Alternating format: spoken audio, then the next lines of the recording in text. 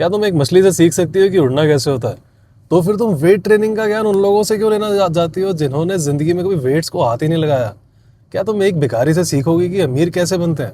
तो फिर भारत की उस 80% प्रोटीन डेफिशिएंट जनता से क्यों सीख रही हो कि प्रोटीन लेने से किडनी खराब हो जाती है? समझो इस बात को। तुम्हारे माँ बाप गलत नहीं है, बस वो अलग जनरेशन के हैं। उनकी हेल्थ एडवाइस उस जमाने के लिए सही थी। तुम्हारी बॉडी, तुम्हारी लाइफ आज के जमाने की है। उनके जमाने में ना काम फिजिकल होता था, आज काम चेयर पर होता है। उनके जमाने में खाना घर का होता था, आज अल्ट्रा प्रोसेस्ड फूड हर जगह है। उनके जमाने में स्ट्रेस सर्वाइवल का होता था, आज स्ट्रेस मेंटल और हार्मोनल होता है। तो सोल्यूशन भी सेम कैसे हो सकता है? वेट मत उठाओ, बल्कि हो जाओगी। पर उन्होंने कभी बल्कि वुमेन देखी ही नहीं। प्रोटीन मत लो, किडनी खराब हो जाती है। पर वो जानते ही नहीं कि प्रोटीन डेफिशिएंसी हमारी जनरेशन को कैसे 20s और 30s में ही खोखला कर रही है। बस वॉक कर लो, सबसे अच्छी एक्सरसाइज है। पर मसल लॉस और उसके पहाड़ जैसे साइड इफेक्ट्स को नहीं समझते। बस जरा सा कहीं दर्द हो तो डॉक्टर के पास पहुंच जाते हैं।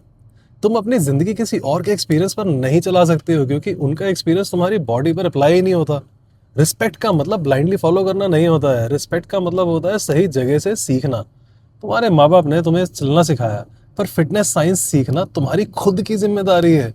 उन्होंने तुम्हें जिंदा रहना तो सिखाया, पर हेल्दी रहना तुम्हारा डिसीजन है। वो बिस्किट चिप्स के पैकेट वाला हेल्दी नहीं, असली वाला हेल्दी कह रहा हूँ।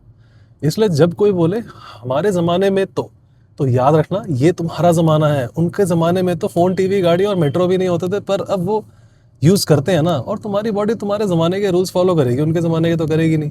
इस वीडियो को हर उस लड़की को भेजो जो बार बार कंफ्यूज हो जाती है कि घर की एडवाइस और साइंस के बीच क्या चुनना है। और अगर तुम फिटनेस को साइंस के साथ समझना चाहती हो तो मुझे फॉलो कर लो, क्योंकि तुमको फिट बनाना ना अब मेरी जिम्मेदारी है।